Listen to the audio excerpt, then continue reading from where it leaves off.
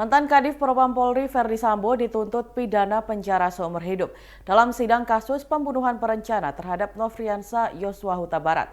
Sebelum membacakan tuntutan pidana, Jaksa Penuntut Umum atau JPU membacakan hal-hal yang menjadi pertimbangan memberatkan tuntutan Ferdy Sambo. Adapun pertama yang memberatkan ialah perbuatan Sambo yang mengakibatkan hilangnya nyawa Brigadir Yosua Huta Barat dan meninggalkan luka dalam bagi keluarga Yosua. Hal kedua yang memberatkan, Sambo dinilai berbelit-belit dan tidak mengakui perbuatannya dalam memberikan keterangan di persidangan. Kemudian ketiga, perbuatan tersebut menyebabkan kegaduhan yang luas di masyarakat. Hal keempat yang memberatkan, Ferdy Sambo dinilai tidak sepantasnya melakukan pembunuhan dalam kedudukannya sebagai aparatur penegak hukum dan petinggi Polri. Terakhir, Sambo dinilai telah menyebabkan banyak anggota Polri lainnya turut terlibat dalam kasus tersebut. Jaksa juga menyebut tidak ada hal-hal yang meringankan tuntutan Ferdy Sambo. Dalam kasus ini, Sambo didakwa melakukan pembunuhan berencana terhadap Brigadir J bersama istrinya Putri Chandrawati, Richard Eliezer Pudihang Lumiu atau Baradae, Ricky Rizal atau Bribka RR, dan Kuat Ma'ruf. Dalam dakwaan JPU disebutkan bahwa Richard Eliezer menembak Yosua atas perintah Ferdy Sambo yang saat itu masih menjabat sebagai Kadif Propam Polri.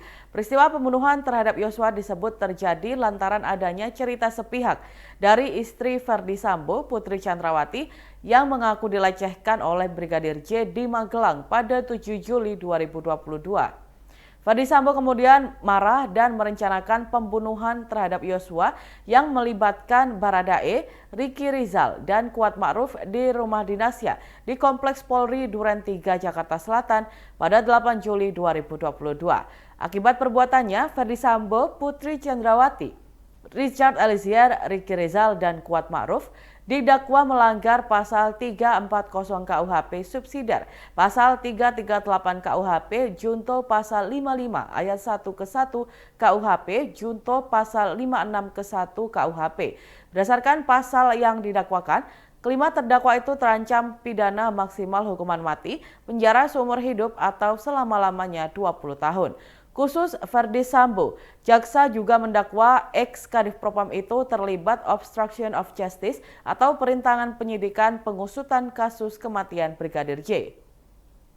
Ia dijerat dengan pasal 49 junto pasal 33, subsidiar pasal 48 ayat 1 junto pasal 32 ayat 1 UU ITE nomor 19 tahun 2016 dan atau pasal 233 KUHP subsidiar pasal 221 ayat 1 kedua junto pasal 55 KUHP. Dalam kasus ini hanya Ferdy Sambo saja yang dituntut pidana seumur hidup, sedangkan Putri Chandrawati, Ricky Rizal, dan Kuat Ma'ruf masing-masing dituntut 8 tahun penjara. Lalu Richard Eliezer dituntut 12 tahun penjara.